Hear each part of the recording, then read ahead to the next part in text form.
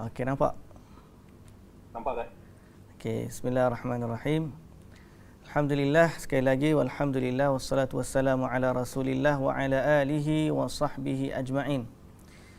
Rabbi syrah li sadri wa yassir li amri wahlul 'uqdatan min lisani yafqahu qawli, amma ba'du. Alhamdulillah, muslimin dan muslimat yang dirahmati Allah Subhanahu wa taala sekalian. Syukur pada Allah Subhanahu wa taala di atas limpahan rahmat, anugerah dan kurnia Allah kepada kita. Maka pada hari ini dapat kita kembali bertemu dengan siri ataupun dengan kitab hadis 40 ni, dan hari ini kita akan baca dari hadis yang ke-34. Okey. Hadis yang ke-34. Sekejap, masa tengah itu teknikal lagi. Saya kalau ana tekan yang ni, dia tak keluar dekat live kan? Dia cuba kalau ana tekan yang ni. Kerana ana ambil yang ni. Kan ni kan? Dia akan keluar macam tu ke skrin di. Tak, ana sebab ana sharing tab tadi kan? Tak apa, maksudnya memang clear macam tu lah. Walaupun ana dah keluar daripada skrin ni, ana buka ni pun tak apa, tak keluar dah. Tak keluar dah. Okey. Dekat sana tadi. Mana? Masuk tadi. Ni. Dengan satu je. Sebab dia nampak gelap. Sedih. Ya. Okay. Ni. Tadi. Dia nampak gelap. Inilah. Ya.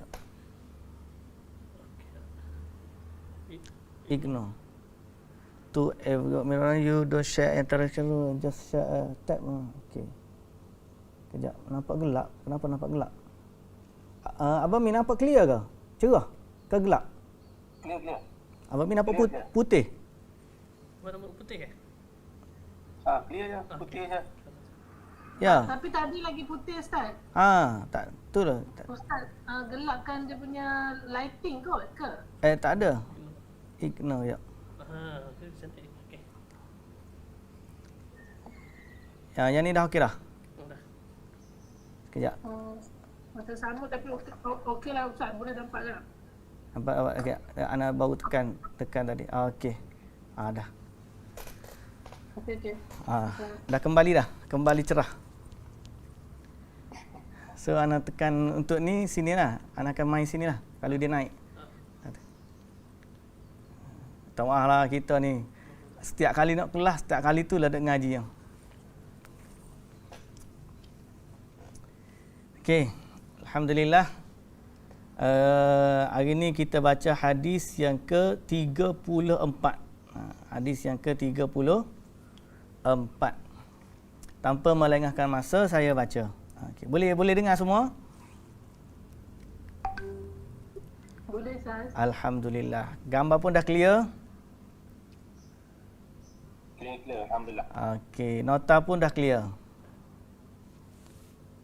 Clear, alhamdulillah. Okey, alhamdulillah. Baik. Bismillahirrahmanirrahim. Hadis ke-34.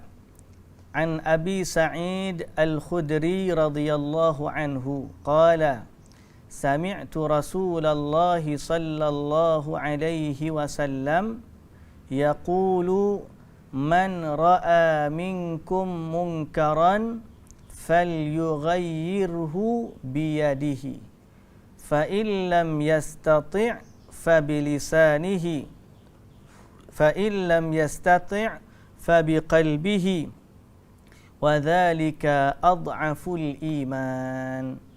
Okey, wa dhalika ad'aful iman. Okey.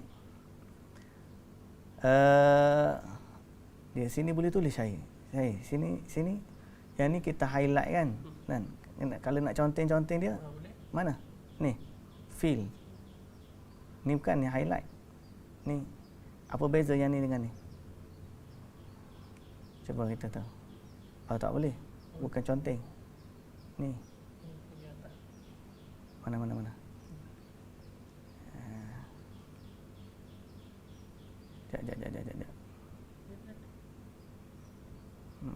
keluar ni. Baik. Macam mana ni? Sudah. Nak keluar balik macam mana? Close ni? Close. Okey. Tiba-tiba dah jadi gelap dah. Anda ingat nak tu ni. Okeylah, bacalah juga nanti. Aduh, Ustaz. Anda ingat tadi nak tulis makna atas ni macam kita buat selalu dekat papan putih tu.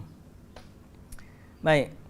Maksud pada hadis ini, kosakata kata dari Abi Sa'id Al-Khudri radhiyallahu anhu, dia berkata, Man sami'tu, saya mendengar. Siapa kata saya ni? Saya di sini adalah Abu Sa'id Al-Khudri yang meriwayatkan hadis ini. Sami'tu Rasulullah sallallahu alaihi wasallam. Saya mendengar Rasulullah sallallahu alaihi wasallam yaqulu, bersabda. Jadi Abu Sa'id Al-Khudri dia kata, saya mendengar atau aku mendengar Rasulullah sallallahu alaihi wasallam bersabda, Man ra'a minkum munkaran. Siapa yang melihat dari kamu satu benda mungkar. Satu benda mungkar, falyughayyirhu biyadihi, maka hendaklah dia mengubahnya dengan tangannya. Fa illam yastati', kalau dia tidak mampu, fa bilisanihi, fa illam yastati', kalau dia tak mampu, fa biqalbihi, wa dhalika ad'aful iman, wa dhalika ad'aful iman. Okey. Hadis ni hadis riwayat Imam Muslim, dan saya kira hadis ni adalah hadis yang sangat masyhur dan famous. Pernah dengar tak hadis ni? Okey. Tolong jawab sikit orang kita. Pernah. Benar sekali. Masyhur kan hadis ni? Sangat masyhur. Jadi hadis ni menunjukkan bahawa ada perintah dari Nabi sallallahu alaihi wasallam menyuruh umat dia agar mencegah kemungkaran. Okey. Untuk mencegah kemungkaran. Baik. Apa faedah daripada hadis ini? Apa faedah daripada hadis ini? Okey. Faedah yang pertama, kandungan hadis, menentang pelaku kebatilan dan menolak kemungkaran adalah kewajipan yang dituntut dalam ajaran Islam atas setiap Muslim sesuai kemampuan dan kekuatannya. Sesuai kemampuan dan kekuatannya. Okey. Kekuatan dia. Jadi hadis ni menunjukkan kepada kita, pertama ialah mencegah kewajipan tu, kewajipan mencegah kemungkaran itu adalah tanggungjawab setiap orang Muslim. Adalah tanggungjawab setiap orang Muslim. Bukan kata ni adalah kerja ustaz-ustaz, ni adalah kerja alim ulama, saya bukan ulama, saya bukan orang yang perlu bertanggungjawab dalam soal amar ma'ruf nahi mungkar. Sebab kadang-kadang ada orang apabila dia melihat benda mungkar, dia tak rasa ini adalah tanggungjawab dia.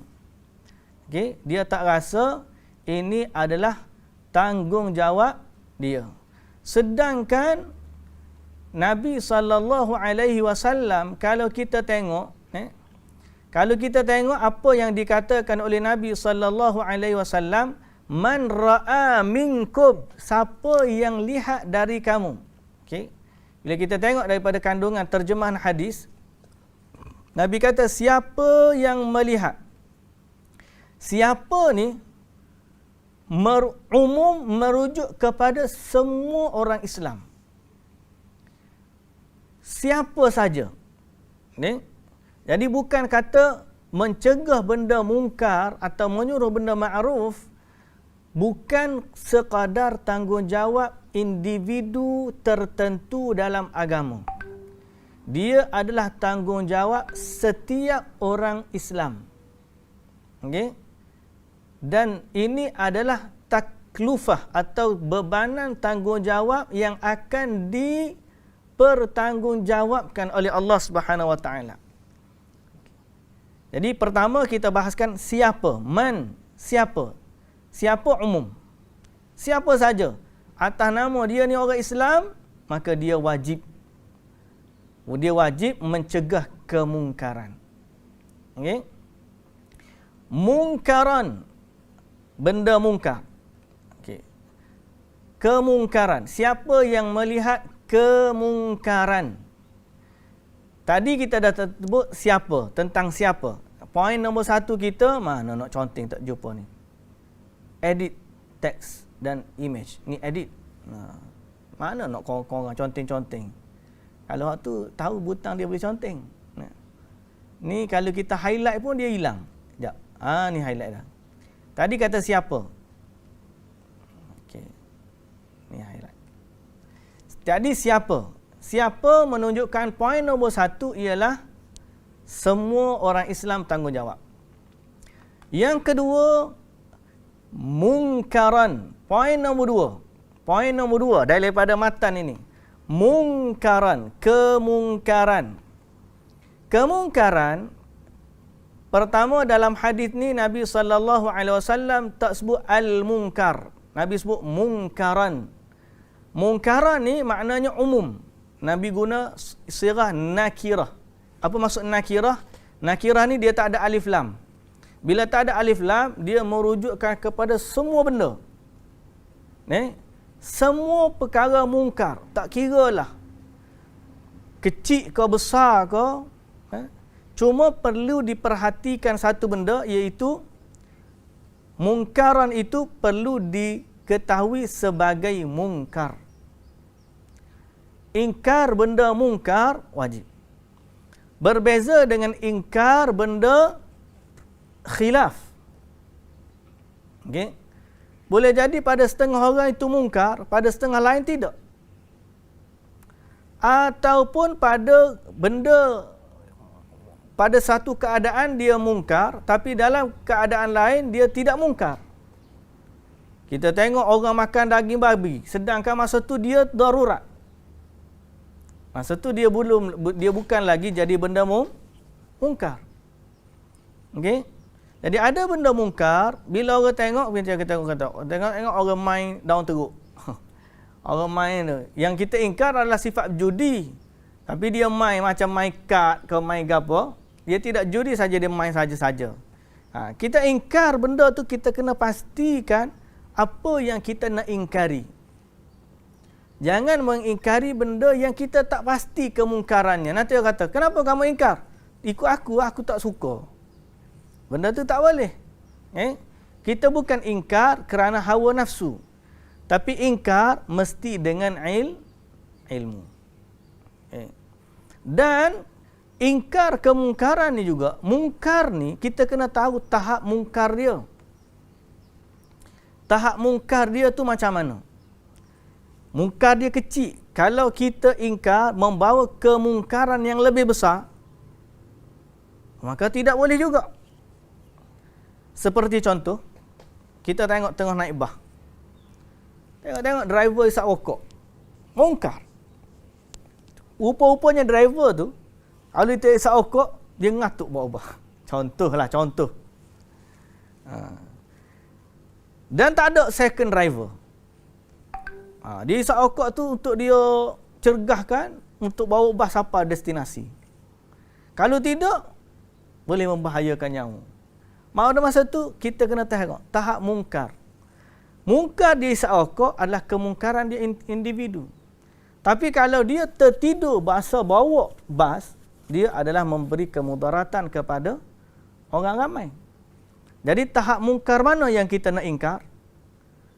So kalau kita ingkar isap rokok menyebabkan dia tertidur, lagi bahaya. Di saat itu kita tidak mencegahnya. Pasal apa? Kita melihat kemungkaran yang lebih besar ada sekiranya kita ingkar.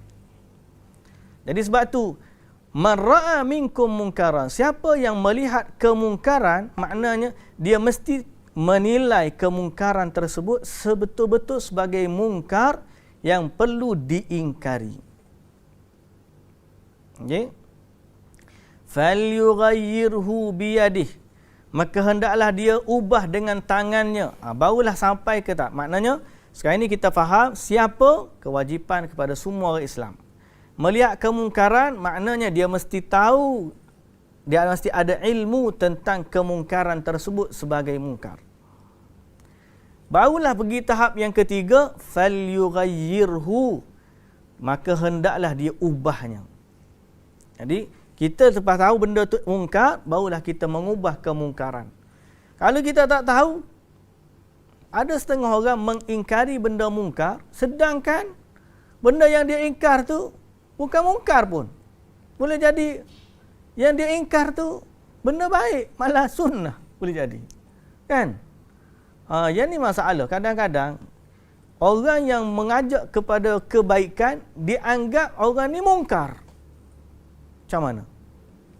Para pendakwah kadang-kadang dihalang dari dakwah di atas dasar, oh, kita kena cegah dia tu pemecah belah masyarakat.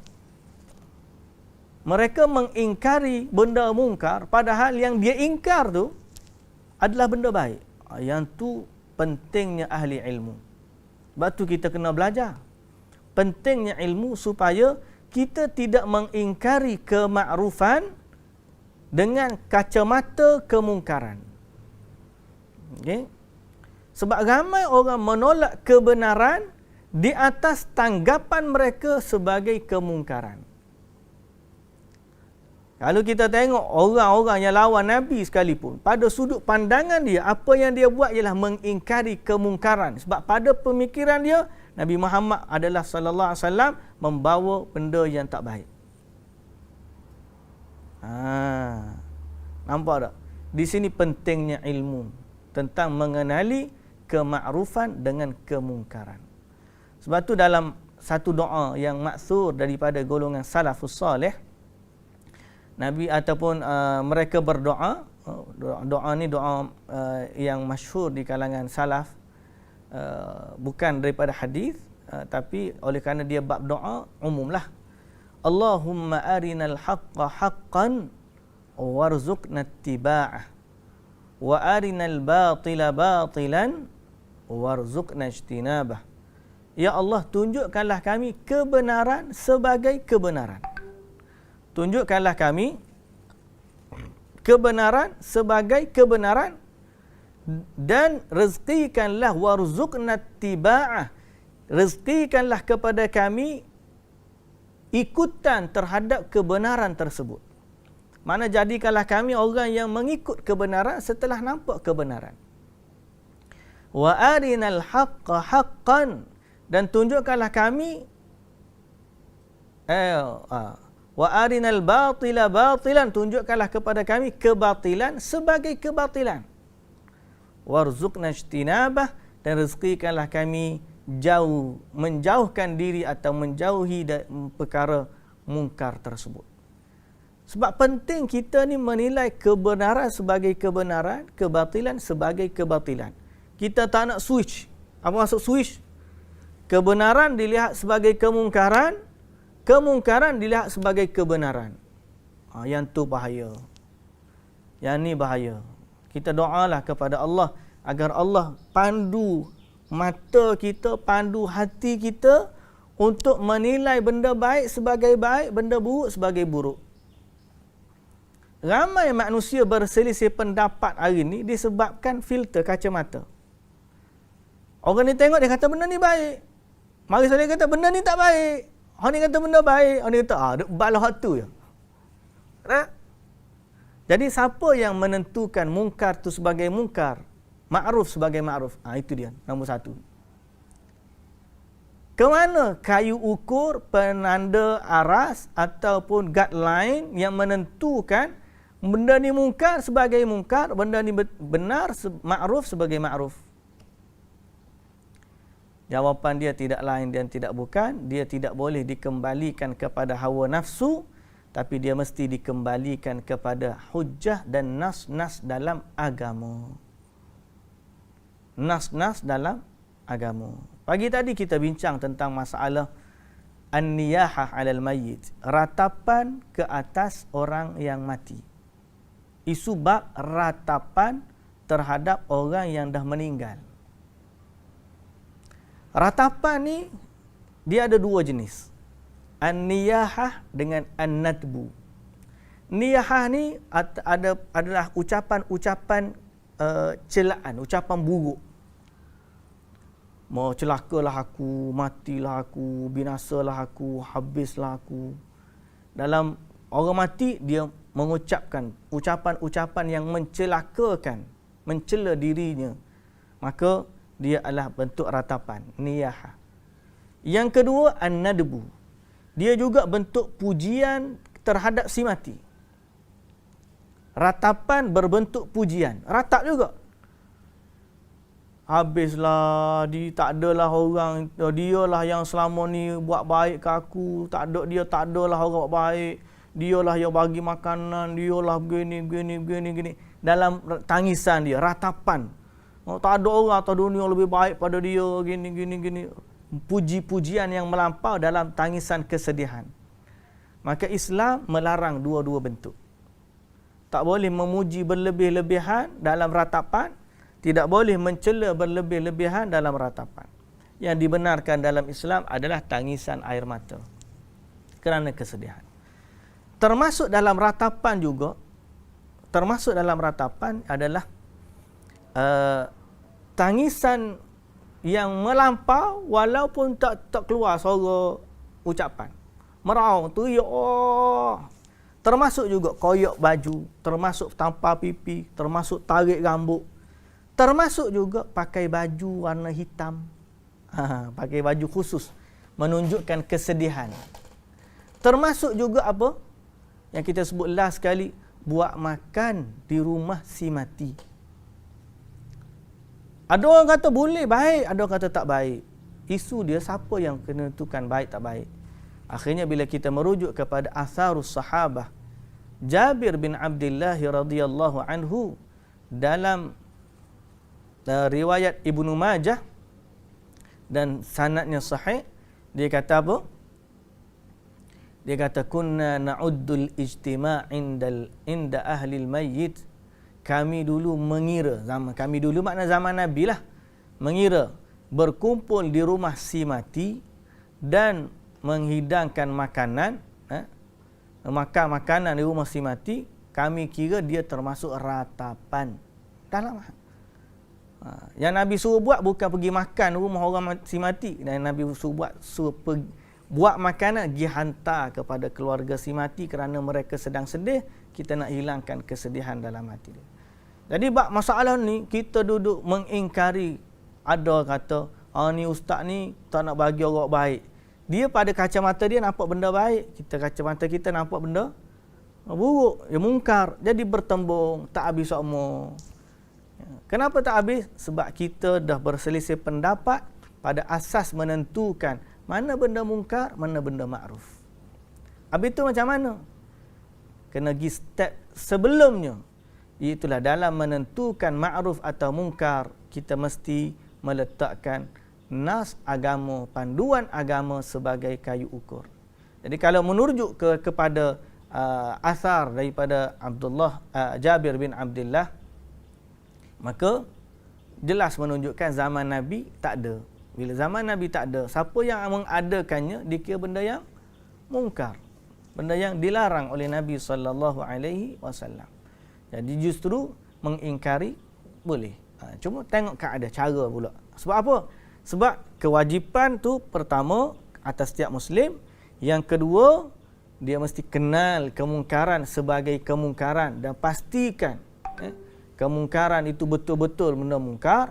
Kalau dia kata ma'ruf, tiba-tiba dia yang declare ma'ruf sedangkan benda tu tidak ma'ruf pun, maka dia tertolak. Yang ketiga barulah pergi kepada ubah. Tegur, ubah dengan biyadihi, dengan tangannya.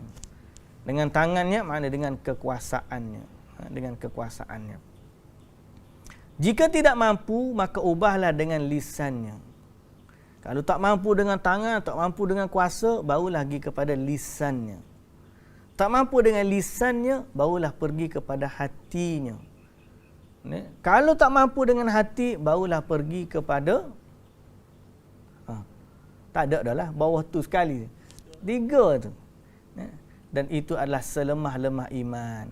Kalau lepas daripada hati ingkar, dia akan pergi kepada redha. Bila redha benda mungkar, maka perkara itu telah merosakkan imannya. Yang tu kena hati-hati. Muslimin dan muslimat yang dirahmati Allah Subhanahu wa taala sekalian. Okey.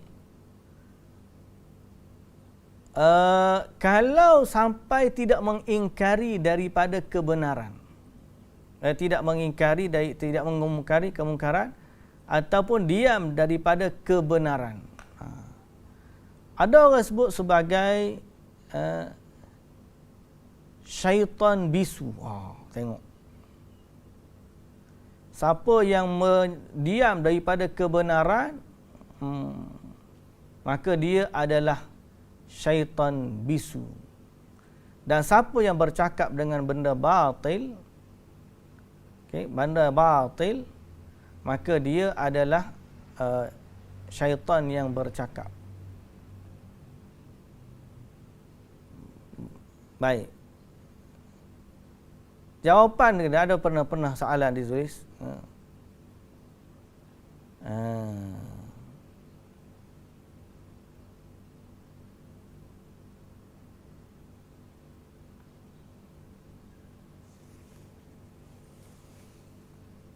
Baik.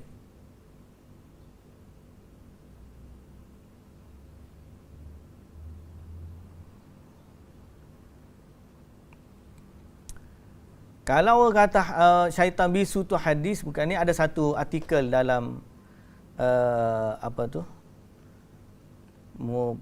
mufti wilayah. Macam mana kalau saya nak tukar kepada ni nampak window mana keluar sini ya? Sharing a window. Sekejap. Kan. Tak. Kita nak tukar window dia, tak boleh. Kena stop, lepas tu sharing hotline pula. Okey. Tak apa dulu. Biarlah. Biar Matan ni duduk sini. Ataupun boleh stop sharing.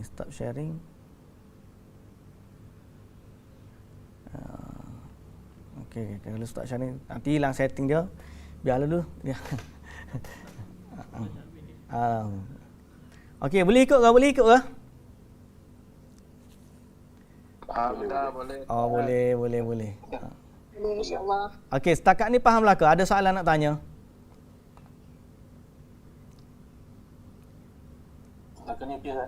Setakat ni okey. Okey belaka demo ni okey belaka. Dengarlah sambil-sambil buat kerja tu boleh, tak ada masalah. Ni. Okey. Saya nak baca teks terjemahan yang bahasa Arab dalam soal kemampuan al-qudrah wal istita'ah. Kekuatan dan kemampuan dikira dalam mengingkari kemungkaran. Okey. Nombor 1 kita kata menentang pelaku kebatilan dan menolak kemungkaran adalah kewajipan. Yang ni poin kita tadi. Kewajipan yang dituntut dalam ajaran Islam. Okey. Ni kewajipan. Siapa yang dituntut? Ke atas setiap Muslim. Ini poin kita yang kita dah sebut tadi. Okey. Kemudian, poin nombor 2. Kalau dalam hati pun tak ada keingkaran tersebut, maka dia jadi kepada redha. Redha terhadap kemaksiatan. Hukum redha kepada kemaksiatan termasuk di antara dosa-dosa besar. Redha kepada kemaksiatan termasuk dosa-dosa besar. Maknanya kalau dia tidak ingkar sampai ke dalam hati, maka dia adalah dah sampai tahap redha. Bila tahap redha, dosa. Cuma kadang-kadang ada orang ni dia nak suruh nak tunjuk ingkar, benda ingkar. Kalau ustaz ke apa ulama ke tak bunyi mulut dia kata ustaz tu tengok syaitan bisu. Oh sedap dia kata, cepat je dia hukum orang. Kadang-kadang ingkar kemungkaran ni kita tak perlu tunjuk ke orang. Terutama kalau mengingkari orang yang lebih tinggi kedudukannya daripada kita. Okey? Jadi kadang-kadang kemampuan itu berbeza. Kita nak tegur anak, boleh tegur biasa je. Tapi kalau kita nak tegur ayah kita, lain sifat dia kita tegur anak kita. Walaupun dua-dua tu adalah benda mungkar yang sama. Jadi sebab itu, kita kena ada fiqh dalam soal mencegah kemungkaran. Step dia macam mana? Dawabit dia macam mana? Kita akan jelaskan sekejap lagi. Yang ketiga, faedah dia sabar menanggung kesulitan atau amar ma'ruf nahi mungkar. Sabar menanggung. Bila kita nak buat benda ingkar kemungkaran ni, mesti ada kesabaran. Mesti ada kesabaran. Sebab apa? Sebab ramai orang boleh buat benda ma'ruf. Tapi tak ramai orang sanggup untuk buat benda mungkar. Untuk menghindar benda mungkar. Boleh faham? Suruh benda buat baik ni daripada benda tak ada. Pada orang tu tak ada, kita suruh dia buat. So dia tidak melibatkan sensitiviti dia. Sebab kita kata, tak apa awak pergilah, nanti saya pergilah ni. Dia tak rasa tercalar. Dia tak rasa tercabar. Berbanding kita suruh orang tinggalkan mungkar, maknanya mungkar tu ada pada diri dia. Bila ada pada diri dia, bila kita kata jangan buat, dia akan terasa sensitif. Sebab tu dalam hadis ni, dia termasuk dalam adab tengok kepada kemampuan. Tengok kepada kemampuan. Suruh benda ma'ruf mudah. Tapi sebenarnya lebih payah daripada tersebut, lebih payah daripada suruh benda ma'ruf adalah mencegah dari yang mungkar. Sebab kita suruh orang tinggalkan benda yang dia dah ada pada diri dia. Kalau setakat kita rakyat syarah, okey, kita jangan buat macam ni, dan jangan buat macam. Pada orang yang di surau, tak ada seorang. Contoh kita kuliah. Kita kuliah di surau, tuan-tuan yang dirahmati Allah, kita jangan berjudi. Kita jangan curi. Kita kena jaga perbuatan baik, jangan derhaka. Tu cakap pada orang surau dah ni, okey je. Cakap dalam kuliah saya ni, okey ya. Pasal apa? Sebab saya sebut benda yang tak ada pada tuan-tuan. Tapi nak suruh dia tinggal benda yang ada, yang ni cabaran.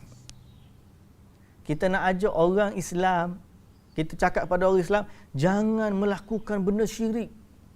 Okeylah sebab dia benda memang beriman kepada Allah. Tapi kalau kita pergi jumpa dengan orang yang non-Muslim, kita suruh dia tinggalkan kesyirikan, payah ke mudah? Payah.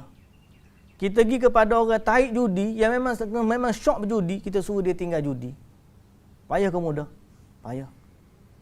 Kita suruh orang tinggalkan pornografi bagi budak-budak yang suka kepada pornografi. Sudah, payah ke susah? Susah. Mengingkari kemungkaran tu payah. Terutamanya pada orang yang ada kemungkaran pada benda tu. Okey. Sebab tu ada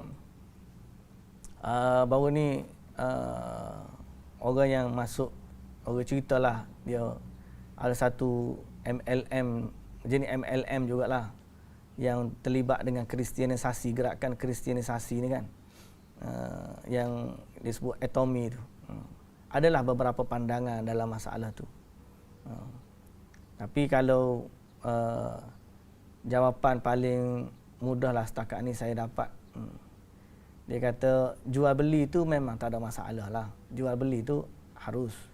Cuma kita bermuamalah jual beli tu menguntungkan orang-orang yang terlibat dengan kristianisasi, yang tu isu. Kalau paling-paling pun kita bagi contoh macam ni lah. Kita tahu kumpulan Arkam. Betul kan?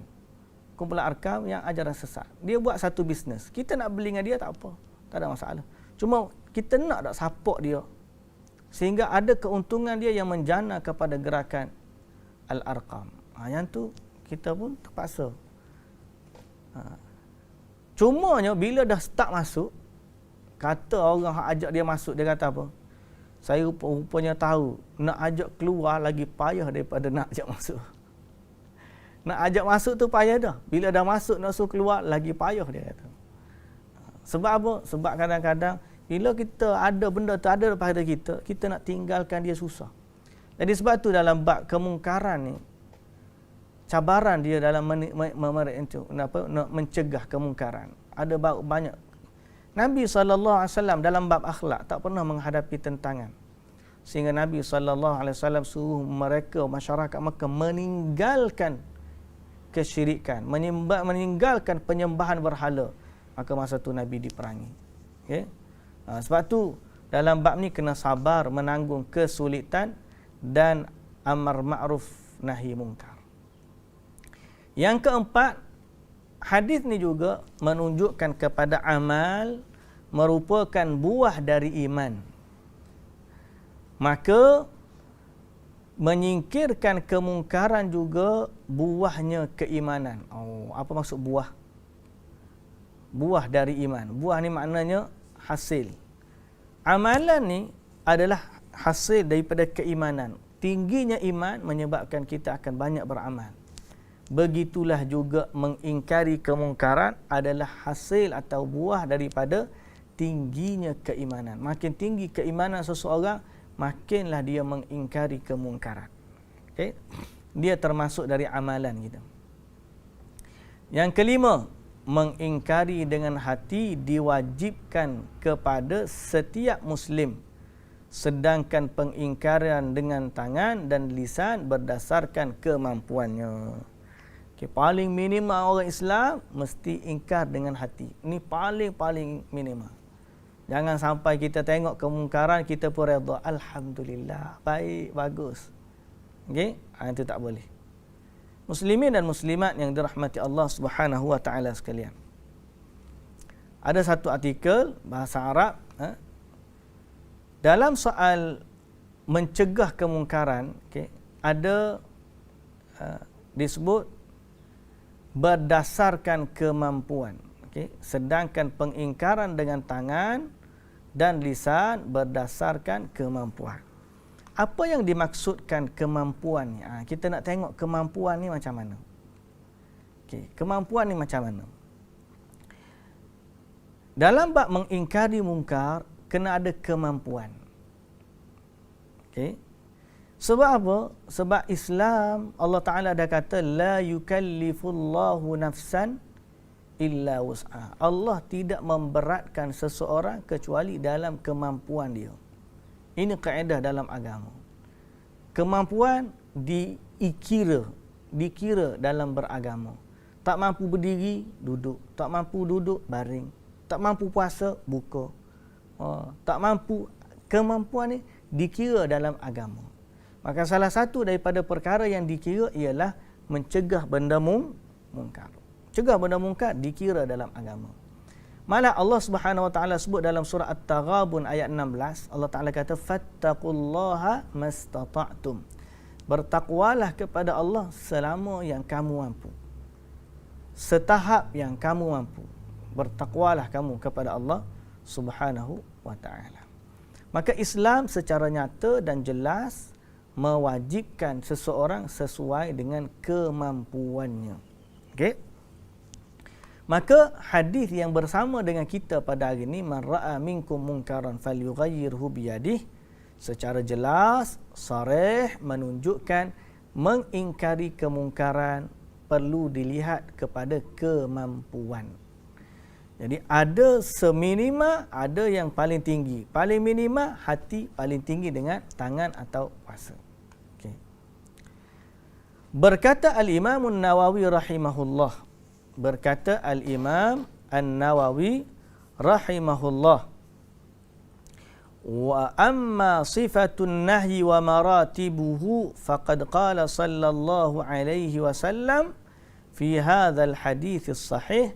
Adapun sifat mencegah dan tahap-tahap cegahan sudah pun disebutkan oleh Nabi sallallahu alaihi wasallam. Faqauluhu sallallahu alaihi wasallam fa biqalbihi, maksud Nabi dengan hatinya adalah membenci kemungkaran tersebut. Maksud cegah dalam hati itu ialah membenci, tak suka. Ada orang, tuan-tuan, bila pergi tengok ni, saya paling bimbang. Orang hari ni dia biasa tengok benda syirik. Dia boleh tengok benda mungkar, dia benci kemungkaran. Tambah-tambah lah ni, bila dia tengok golongan-golongan agamawan, ustaz, Allah, kadang-kadang dia jadi benci kepada orang agamawan. Sebab dia punyalah fed up dengan agamawan yang duduk di atas teket politik dan sebagainya. Tapi bila dia tengok orang kafir, dia rasa sayang. Dalam hati dia tak ada sedikit pun rasa kebencian terhadap kekufuran. Dia lebih benci kepada kezaliman dan dia lebih, kita salah, tapi dia benci sebenci-bencinya sampai kepada orang Islam pun dia benci. Hatinya cenderung sampai kepada orang kafir lebih daripada orang Islam. Macam mana tu hukum dia? Dia kena bezakan, minta tolong, beza sangat-sangat. Benci kepada kemungkaran dalam keadaan sayang kepada orang Islam. Dalam Islam ni Nabi suruh benci fabiqalbi, benci kepada benda mungkar yang ada pada diri orang Islam tersebut. Tapi benci itu tidak menghilangkan rasa cinta kepada saudara seagama dengan kita. Contoh paling dekat ialah kita tengok anak kita. Marah setara mana pun anak, dia tak akan hilang rasa sayang tu. Kita benci marah ke anak pasal kita pukul dia, kita rotan dia, kita cubit dia. Sambil cubit, sambil duk menangis. Mak sayang sebenarnya tapi tak. Dalam hati nak kena ada dua, gitulah bila kita bermuamalah dengan orang Islam. Okey? Jangan sampai dalam hati ni benci, sebenci-benci. Hatta kebencian terhadap orang Islam pun habis. Kerana mungkar yang kecil. Boleh jadi ada mungkar kecil, dia benci habis orang tu. Tak boleh. Okey? Jadi Imam Nawawi sebut apa tadi? Dia kata apa? فَلْيَكْرَهُ بِقَلْبِهِ وَلَيْسَ ذَلِكَ بِإِزَالَةٍ وَتَغْيِيرٍ مِنْهُ لِلْمُنْكَرِ. Bila dia tak mampu untuk menghilangkan dan mengubah kemungkaran, maka dia benci kemungkaran tersebut di dalam hati. Okey?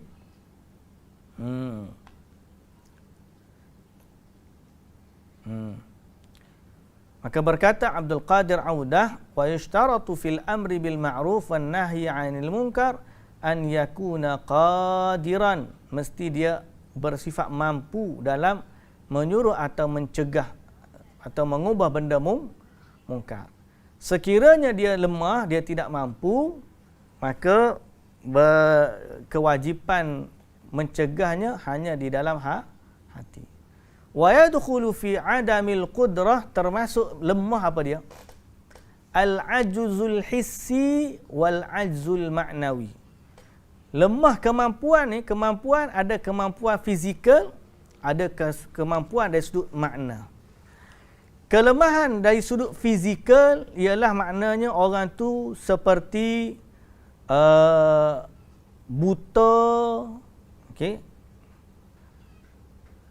seperti lemah tubuh badan, pekak, bima ya'lamuna annahu munkar. Maka dia lemah dari sudut tak tahu benda itu sebagai mungkar. Dia itu lemah.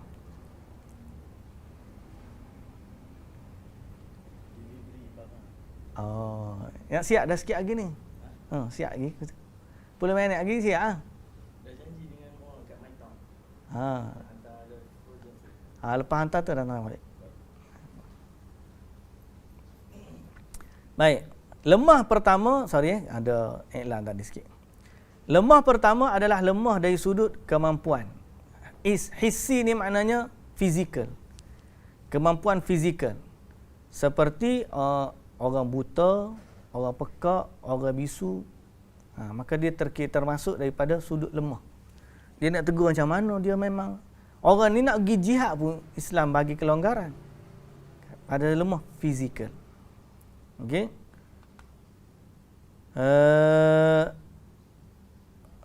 Dan lemah fizikal ni, hatta kalau dia tak mampu mencegahnya, tak payah pergi. Seperti kalau orang nak mari rompak rumah dia, mencegah rompak tu adalah perkara mungkar, tapi dia tak mampu. Ambillah, contoh, ambil macam mana dia bagi. Masa-masa tu dia tidak berdosa sekiranya dia tak cegah. Sebab dia tak mampu. Okey.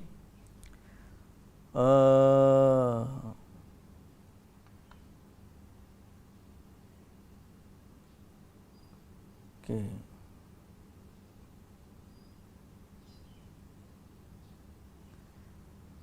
Syarat yang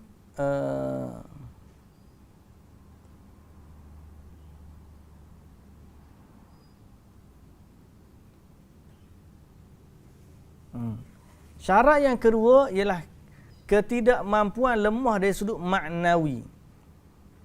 Maknawi ni lemah dari sudut bukan fizikal, tapi lemah dari sudut ilmu, lemah dari sudut makna lah, makna dari sudut maknawi. Maknawi ni sudut dalaman kan, bila kita kata dari sudut maknawi, bukan fizikal. Fayashtaratu fil muhtasib an yakuna aliman arifan. Mesti dia tahu, dia alim tentang hukum syarak dan dia tahu benda mungkar. Sebab tu saya katakan tadi, mesti dia tahu. Faya'lamu mawaqi'ul hisbah, dan dia tahu mana tempat nak cegah, hududuha, batasan-batasan dia, wa majriha wa majariha, dan jalan-jalan kemungkaran, wa mawani'aha, dan dia tahu apa yang menghalang dia daripada mencegah. Okey.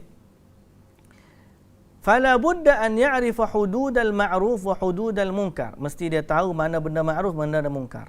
Okey. Oleh kerana, kata Asy-Syirazi, oleh kerana benda ma'ruf, suruh benda ma'ruf, nahi benda munkar ni adalah amalan agama dan memperelokkan antara manusia, maka wajib orang yang nak buat kerja amar ma'ruf nahi munkar mesti faqih, mesti arif dengan hukum-hukum syarak. Sebab tu ada orang tanya saya baru ni, tuan-tuan yang dirahmati Allah, apa hukum kenapa sehari dua hari ni isu tentang, ada orang sebut tentang ikhwanul muslimin. Okey. Tentang ikhwanul muslimin. Tuan-tuan yang dirahmati Allah, kenapa ada ulama yang mengecam ikhwanul muslimin sedang kita tahu mereka adalah orang-orang baik, orang-orang soleh yang cinta kepada kebenaran. Saya boleh kata macam tu. Mereka adalah orang-orang baik, orang-orang soleh. Sebab orang duduk dalam gerakan Islam ni kebanyakannya memang nak kepada Islam. Tapi kenapa ada ulama yang mengecam? Dan pasti berlaku bertembungan antara dua orang. Sehingga ada orang yang mengecam Hamas apabila Hamas serang roket ke Israel. Dalam keadaan dia kecam tu bukanlah makna dia suka kepada Israel, tapi dia mengecam tindakan Hamas tu atas sebab lain. Kenapa?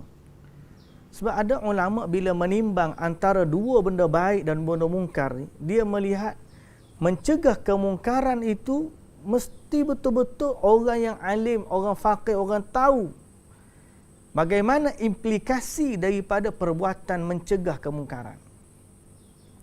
Kalau tiba-tiba perbuatan mencegah kemungkaran itu membawa kemudaratan yang lebih besar, maka di saat itu kita diam, ingkar dalam hati. Jangan sampai redha lah, ingkar dalam hati.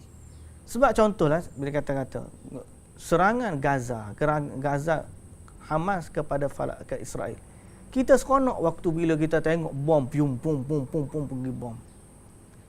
Tapi natijah yang berlaku selepas daripada tu apa dia?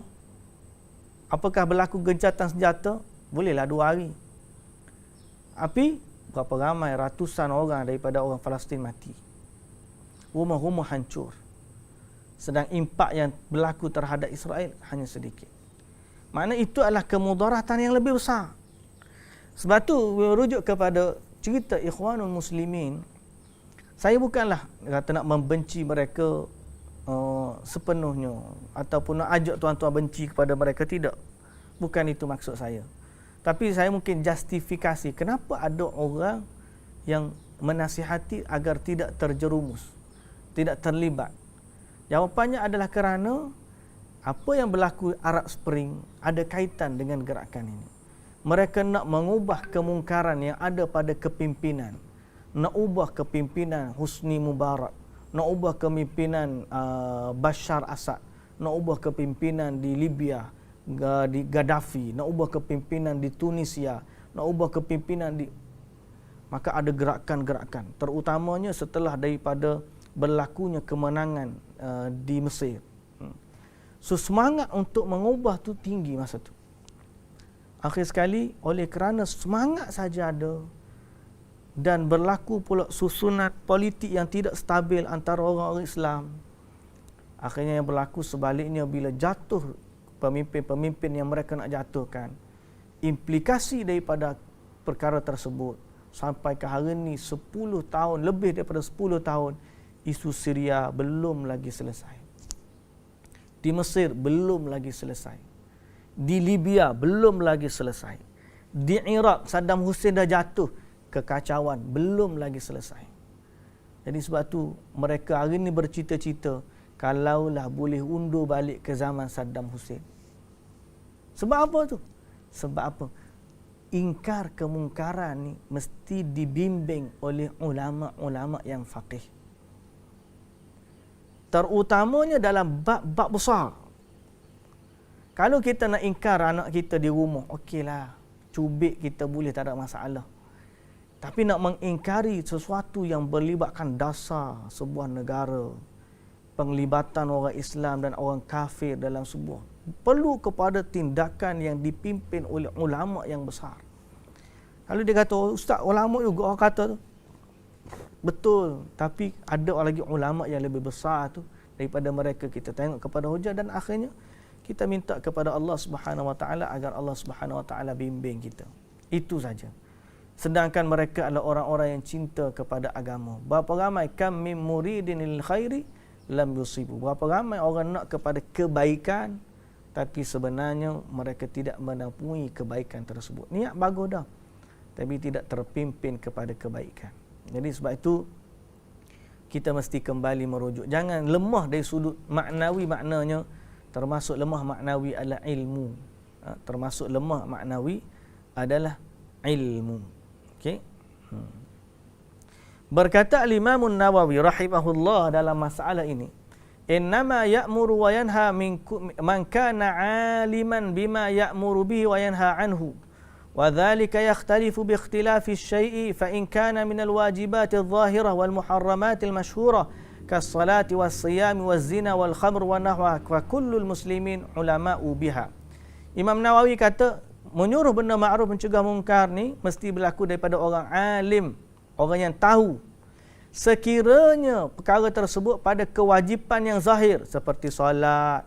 Siapa tak solat semua orang tahu. Jadi dia mesti cegah. Semua orang tahu benda ni. Puasa, siapa tak puasa, kita siapa-siapa orang Islam boleh cegah sebab dia tahu benda ni dalam agama. Zina baik, arak baik. Semua benda-benda ni yang sudah diketahui secara umum, maka semua orang Islam wajib mencegahnya. Wa in kana min daqaiqil af'al wal aqwal wa mimma yata'allaqu bil ijtihad lam yakun lil awami madkhalun fihi wala lahum inkaruhu bal dhalika lil ulama. Tapi kalau benda tu termasuk dalam detailnya ilmu, perlu kepada perbahasan ulama, maka di saat itu orang awam dia tidak lagi memiliki tanggungjawab tersebut. Dia dimiliki oleh para ulama. Okey. Kerana itu bukanlah orang awam mengingkari sesuatu yang diingkari oleh orang alim. Orang alim ada benda yang perlu dia ingkari dan orang awam ada benda yang perlu dia ingkari. Orang awam mengingkari perkara-perkara yang nyata dan jelas. Sedang orang alim mengingkari perkara-perkara yang halus, daqaiq dalam ilmu. Cuma kadang-kadang orang awam dia nak sentuh dalam bab orang alim. Itu masalah dia. Okay. Muslimin dan muslimat yang dirahmati Allah Subhanahu wa taala sekalian. Itulah dia hadis yang ke-34 hari ini, hadis tentang mengingkari kemungkaran. Satu hadis ya hari ini. Satu hadis ya hari ini. Okey, kita buka soalan. Ada nak tanya? Ada belakang lagi ke ni? Ada Ustaz. Ada, alhamdulillah. Dalam apa ni 29 orang ada ni. Alhamdulillah. Alhamdulillah. Facebook ada? Alhamdulillah. Okey, ada soalan nak tanya? Tak, bila macam ni kalau kita pilih terus kita nak apa ni nak tegur kemungkaran tu, nak ubah kemungkaran tu, terus kita dengan hati juga. Macam mana tak? Maknanya kita sebenarnya kita mampu tapi kita tak tegur dengan kemampuan. Kita dah tahu kemampuan kita. Tak, ni dalam hati je lah. Macam mana tak? Ya memanglah dalam tu memang Nabi sallallahu alaihi wasallam tak suruh kita cuba. Bukan maknanya bila kita kena buat dulu. Kena buat dulu kemudian kalau tak orang tu tak berubah apa kata, tak, maknanya memang dia bermula daripada bawah sebenarnya. Mula-mula pak sekali semua kena ingkar dengan hati. Ni kemampuan paling lemah. Sebab dia tak akan pergi kepada yang kedua dan ketiga, melainkan dia bermula daripada yang paling bawah ni. Makna siapa yang ada kemampuan, contohlah kita kata, apabila orang cegah dengan tangan, bermakna dia boleh cegah dengan lisan dan hatinya. Siapa yang buat dengan tangan, bererti lisan dan lidahnya, lisan dan hatinya bersama dengan dia. Siapa yang tak mampu dengan tangan, dengan lidah, bererti lidah dan hatinya bersama dengan dia. Siapa yang tak mampu dengan lidah, maknanya hati saja. Maknanya hati ni tahap pertama. Kalau dia mampu, kalau kita boleh terbalikkan dia, kalau dia mampu dengan hati dan dia mampu dengan lisan, naik. Kalau dia mampu dengan hati, mampu dengan lisan, mampu dengan tangan, maka naik. Jadi, betul lah kalau Abang kata nak jam kepada nombor satu selalu, nak hati selalu tu, sebenarnya itulah tahap yang paling basic sekali. Jadi, kita bermula dengan yang tu lah. So, kalau kita mula dengan benci, lepas tu kita mampu cakap dengan lisan, kita cakap dengan lisan. Kalau kita mampu dengan tangan, maksud kita pun naiklah. Tapi semua tangan ke lisan akan bermula dengan keingkaran dalam hati. Kalau macam mana kalau dia nak ingkar dengan tangan atau dengan lisan, kalau dalam hati dia tak ingkar, betul tak? Sebab saya baca hadis ni, tingkatan keutamaan dia dah dengan tangan ke kuasa. Lepas tu lisan baru hati lah. Hanya kalau kita terus kita lah memang tak ada kuasa lah, budak-budak ni memang tak boleh tegur lah ni. Dalam hati je lah. Itulah biasanya. Kita ambil iman yang paling lemah.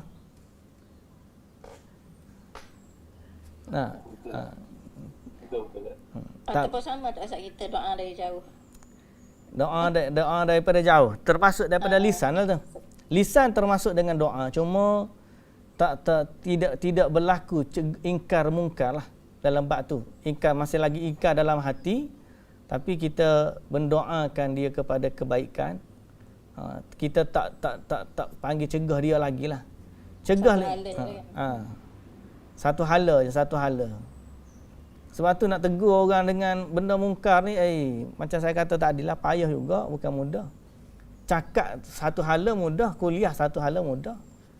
Tapi tengok orang benda mungkar depan tu tak pakai tudung pun kita pun alamak, dia tak pakai tudung lah pula. Contohnya. Macam tu ya. Lagi ada soalan lagi? Ustaz, penjelasan sedikit mengenai perkara mungkar ni yang biasa kita tengok. Biasanya adakah pencelaan dalam media sosial secara umum je lah, pencelaan maknanya mungkin pencelaan secara terbuka tentang pemimpin ke, ataupun sebarang hadis yang mungkin daif, lemah dan sebagainya. Adakah ini dia termasuk dalam kemungkaran? Itu yang pertama. Okey. Kemudian sejauh Boleh teruskan. Bila kita tegur, kadang-kadang kita tegur dalam media sosial ni selalunya dia lead kepada perdebatan lah Ustaz, yang akhirnya orang nak dengar pun tak nak. Jadi sejauh mana saja cara yang terbaik? Okey, pertama isu dia apakah mencegah kemungkaran secara publik, maknanya kalau anda boleh faham, secara publik di media sosial yang kadang-kadang menyebabkan perdebatan yang berpanjangan, yang jadi lagi panjang jika sebagai cara yang benar. Okey. Pertama, sebab tu mengingkari kemungkaran ni akan ada ujian. Akan ada cabaran dia. Mengingkari kemungkaran akan ada cabaran dan ujian. Maknanya kita tak boleh expect bila kita ingkar mungkar kita tidak dilawan, tidak diperangi. Kalau begitu semua orang akan buat benda ingkar mungkar ni. Allah Subhanahu Wa Taala sebut wa kadzalika ja'alna likulli nabiyyin aduwan syayatinal ins wal jin. Begitulah kami jadikan musuh kepada setiap nabi. Likulli nabiyyin, setiap nabi ada musuh. Syayatin daripada syaitan, jin, syayatinal jin wa ins, daripada kalangan jin dan juga manusia. Jadi mengingkari kemungkaran mesti ada raddatul fi'il. Raddatul fi'il maknanya implikasi, tindak balas daripada orang yang diingkari. Tapi perlu ke tak perlu sampai kita nak mengingkari secara publik? Okey, sekarang ni kita kena tengok ada sudut. Pertama, kemungkaran yang dia buat tu implikasi ke individu ataupun publik. Kalau dia ni kemungkaran dia sampai ke tahap publik, maknanya dia sebar hadis palsu, ratus ribu orang share dia punya tulisan. So kita kena publikkan juga teguran, tapi kita tegur mungkar itulah, jangan tegur ustaz ni tak betul gini, kita cela peribadi ustaz. Tak, kita kata hadis yang dibawa oleh ustaz ini adalah lemah atau dhaif ataupun palsu. Kita tegur secara detail. Tegur kemungkaran. Tapi memang orang akan trigger lah, sebab benda ni macam saya kata tadi, kemungkaran ni orang akan sensitif. Dia akan trigger, oh ustaz ni kenapa tak tegur, tak tanya dia depan-depan begini. Kita sekarang ni nak tegur, satu, nak tegur perbuatan tersebut. Yang kedua, nak halang orang daripada ambil benda yang mungkar tu. Kalau merujuk kepada hadis palsu ataupun hadis perkara-perkara yang mungkar dari sudut ilmu, kita nak halang orang ambil. Jadi benda ni kena public. Cuma macam saya kata tadi, jangan ingkar individu tu, tapi ingkarlah kemungkaran yang berlaku. Jangan ingkar individu kan, dan ingkar kemungkaran yang berlaku. Jadi itu berkait dengan sosial secara umum, secara umum. Yang nombor dua tadi apa dia nombor dua?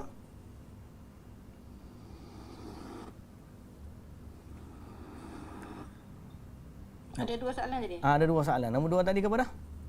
Hilang pula. Ustaz dah jawab lah sekali tu saya rasa. Ada jawab dah.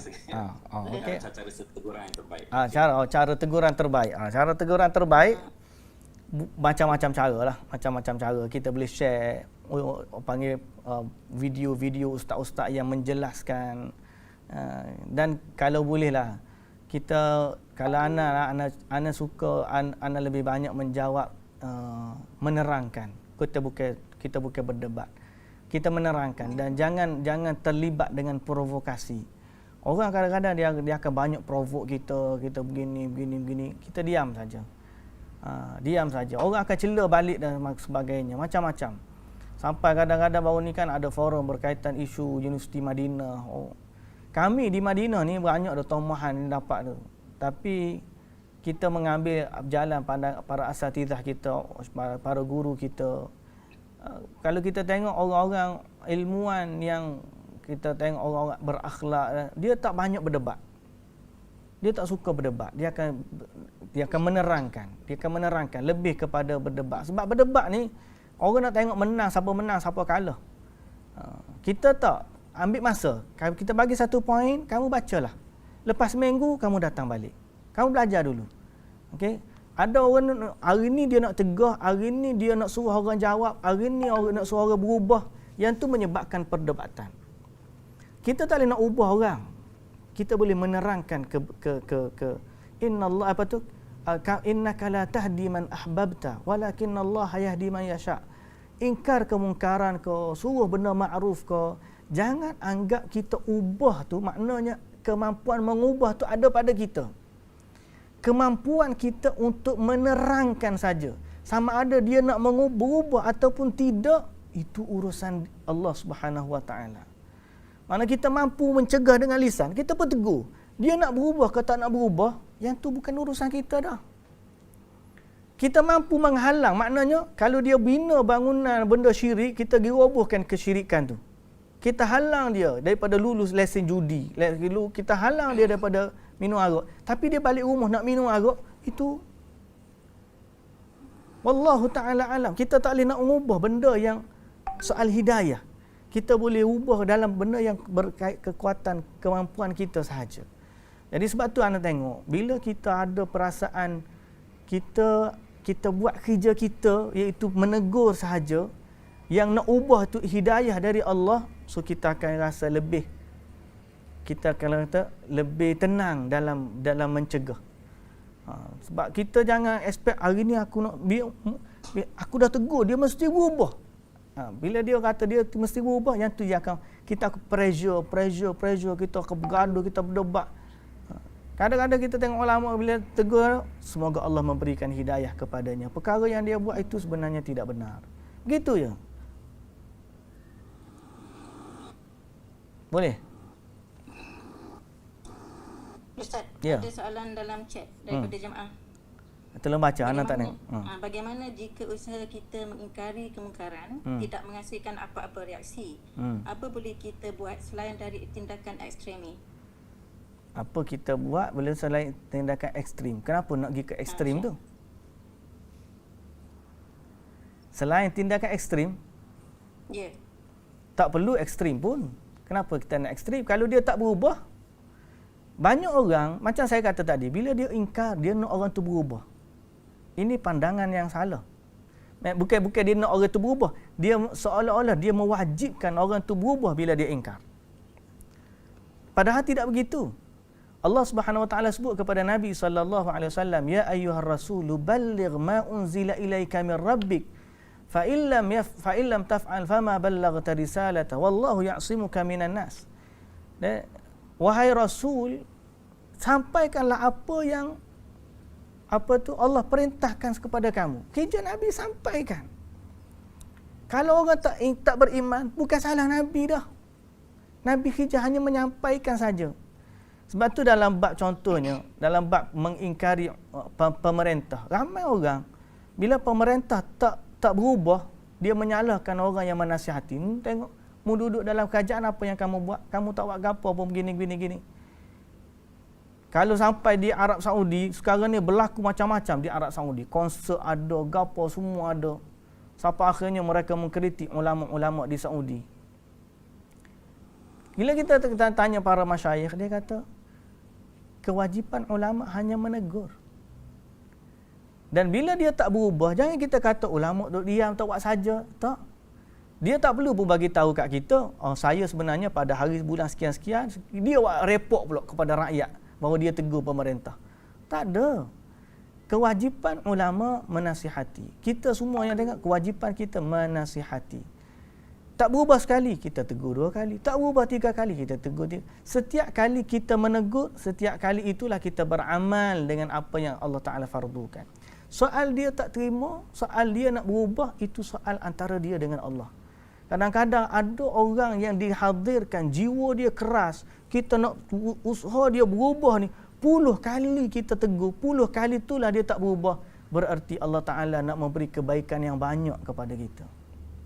Sebab kalau sekali kita tegur dia berubah, tak adalah jihad kita, cabaran kita tak ada. Jadi sebab tu dalam tu jangan sampai kita stres.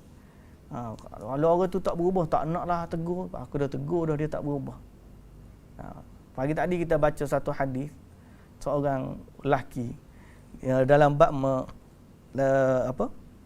meratapi bila ahli keluarga, bila Ja'far bin Abi Talib meninggal, sampai berita tu kepada Nabi sallallahu alaihi wasallam, Nabi pun sedih. Lepas tu ada orang datang tanya Nabi, ya Rasulullah, isteri-isteri Ja'far sedang menangis, meratapi. Nabi kata suruh mereka berhenti. Lepas tu orang tu pergi, tak berhenti, dia datang balik jumpa Nabi. Aku dah bagi tahu dia tak nak berhenti. Rasulullah kata pergilah sekali lagi tanya. Dia pun pergi. Mari kali ketiga dia kata aku dah bagi tahu tapi dia orang tak nak dengar. Dia orang kalah aku dengan dia orang. Aisyah kata radhiyallahu anha, Nabi dah suruh kamu tegur, kamu tak mampu. Tak boleh kau kamu biarkan Nabi. Nabi pun tengah sedih juga. Dengan kewafatan Ja'far bin Abi Talib. Maknanya apa? Kadang-kadang kita ni nak tengok, nak suruh orang tu berhenti serta-merta. Kadang-kadang tak lagu tu. Banyak benda, terutamanya kita dengan pasangan kadang-kadang. Orang yang paling payah kita nak tegur kadang-kadang orang paling dekat dengan kita. Mungkar yang paling payah nak tegur adalah mungkar yang ada dalam kalangan keluarga kita. Kadang-kadang orang luar kita boleh bertegang urat, gugang. Tapi mungkar yang ada depan mata ni, kadang-kadang siapa dia mungkar, benda mungkar tu yang buat? Boleh jadi pasangan kita, suami atau isteri. Boleh jadi anak kita. Allahu Akbar. Ada orang diuji dengan anaknya buat benda mungkar. Dia tegur dengan hati, dia tegur dengan lisan, dia tegur dengan kekuasaan. Dia potong, kalau beli baju seksi, dia potong, dia gunting. Tapi anak bila dah besar, beli baju sendiri dan sebagainya, dia ada kemampuan tu. So boleh jadi dengan sebab dia tak berubah tu. Sebab itulah kita mengumpul pahala mencegahnya. Nasihat, tegur 10 kali, 20 kali, 100 kali. Sebab makin orang tu dekat dengan kita, sebenarnya makin payah kita nak tegur. Oh, dia tahu belakang, tak sesembang lah. Ustaz ni aku tahu sangat. Ustaz ni lagu mana? Dua dalam orang dia kenal. Tak sesembang lah. Siapa dia boleh cakap macam tu? Hak paling rapat dengan kita. Kawan, teman baik kita. Teman baik kadang-kadang dia berubah. Tapi adik-beradik, pasangan, anak-anak, yang tu kena ada kesabaran lah, doa lah paling banyak. Kalau tak berubah juga doa lah. Dan benda mungkar yang paling kita nak kena tengok ialah dalam kalangan ada sekeliling kita. Sebab tu kita kadang-kadang orang panggil gajah depan mata gajah depan mata tak nampak, kuman seberang laut tak nampak. Gitulah. Ustaz, ada sambungan tadi jemaah tadi. Dia kata jika kemungkaran itu menjejaskan harmoni semasa hingga orang ramai bermusuh antara satu sama lain. Jadi jika orang lain menghilangkan keharmonian, kita kena tengok keharmonian itu dari sudut mana. Kalau keharmonian yang dimaksudkan adalah berterusan dalam kemungkaran, maka tak ada maknanya kita menjaga keharmonian seperti itu. Sebab kalau kita merujuk kepada Nabi SAW, Nabi hidup harmoni. Sebelum umur 40 tahun, Nabi adalah orang yang dihormati dalam masyarakat. Kalangan anak saudara, kalangan sanak saudara, kalangan kaum kerabat, kalangan penduduk Mekah sendiri, semuanya jaga harmoninya dakwah hidup Nabi dengan mereka. Tapi kerana mengutamakan dakwah, akhirnya Nabi sampai ke arah memerangi mereka. So kita bukanlah kata memerangi, sebab kita kan orang Islam dah sekarang ni, kita orang Islam. Kita kena ada fiqh lain pula, bermuamalah dengan orang Islam. Okay?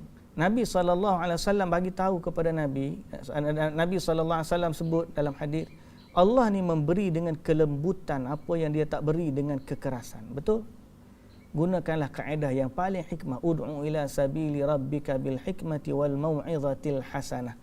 Tapi kalau alasan nak jaga keharmonian sampai kita tak cegah benda mungkar, maka sebenarnya kita mendahulukan manusia daripada Allah.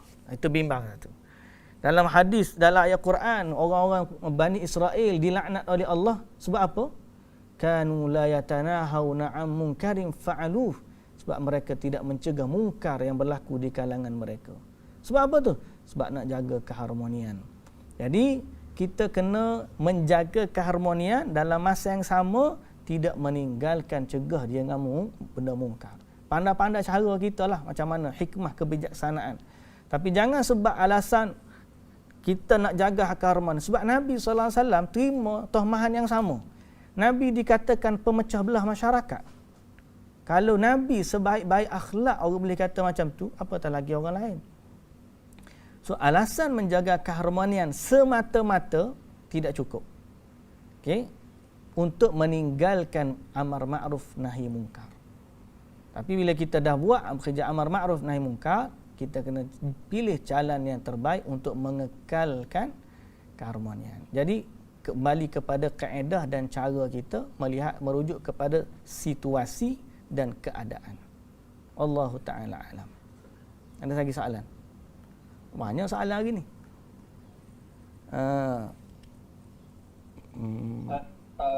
Komen isu semasa Ustaz. Sekejap. Sekejap Bami.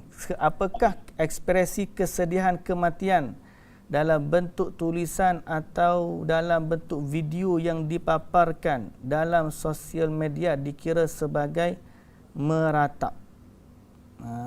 Ekspresi kesedihan meratap. Dia yang ni tak jumpa pula tadi. Tu kena benda baru ni.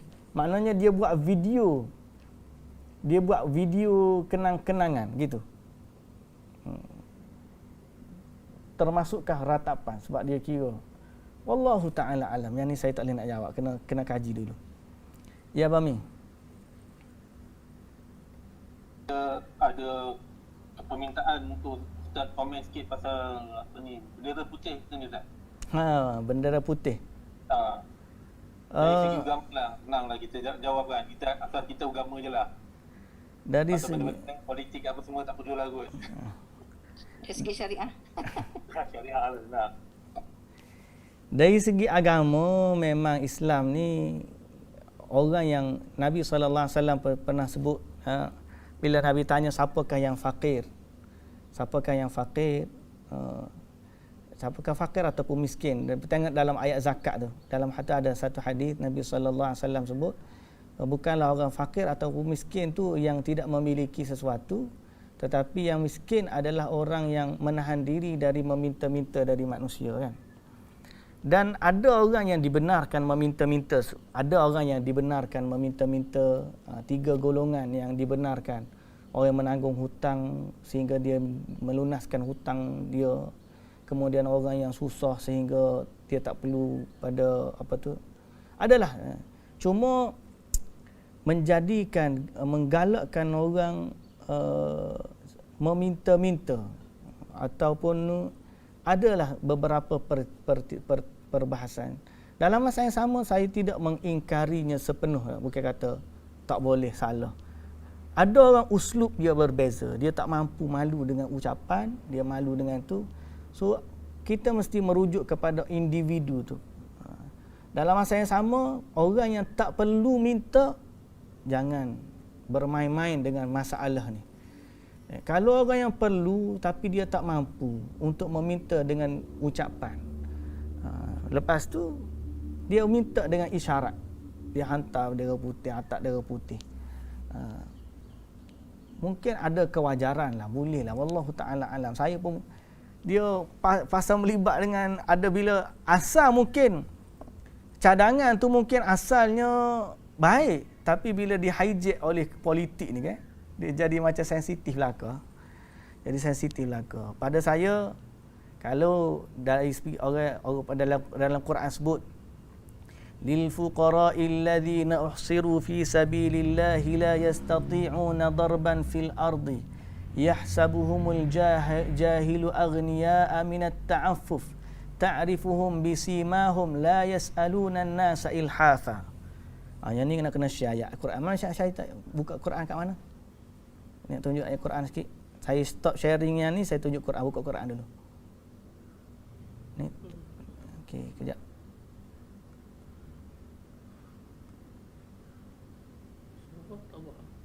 surah Al-Baqarah. Juzuk yang ketiga. Juzuk yang ketiga. Ni apa? Tadi. Back and back.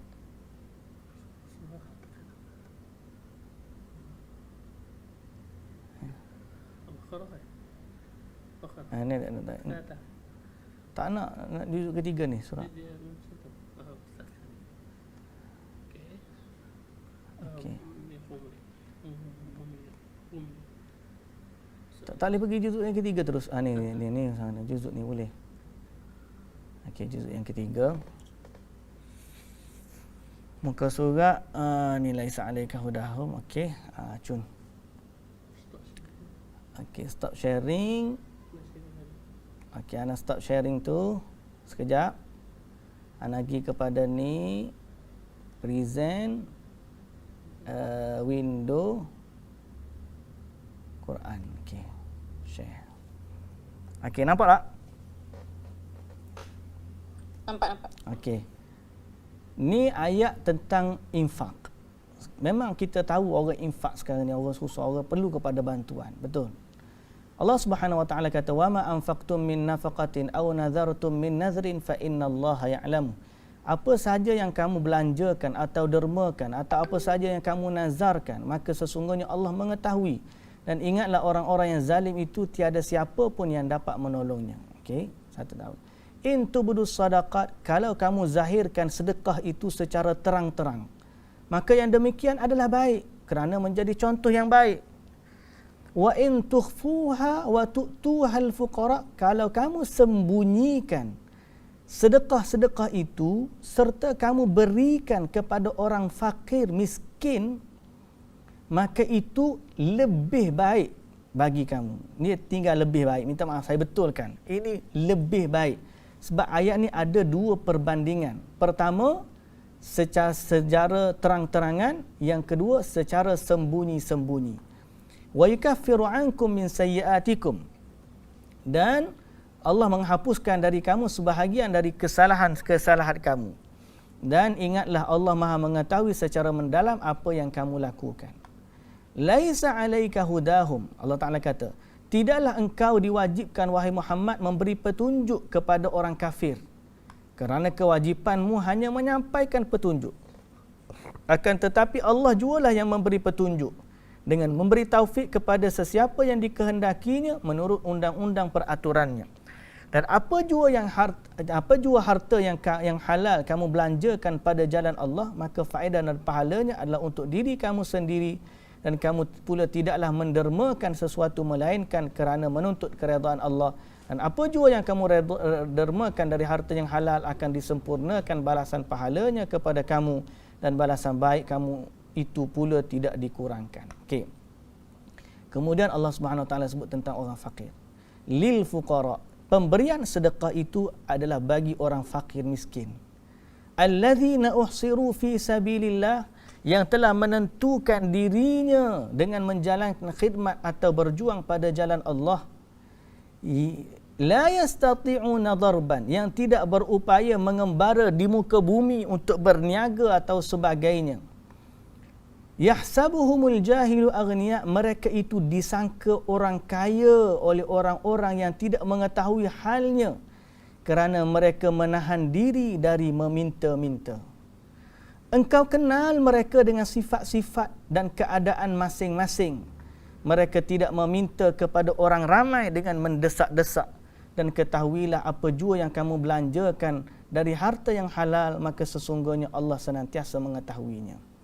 Okey, boleh highlight, tak boleh highlight ni ayat ni. Quran tak boleh. Okey. Dalam ayat ni yang saya tunjuk tengok saya punya kesel mouse ni keadaan engkau kenal mereka dengan sifat dan keadaan masing-masing, mereka tidak meminta kepada orang ramai dengan mendesak-desak. Sebenarnya dalam Islam ada satu pujian terhadap orang yang tidak meminta-minta.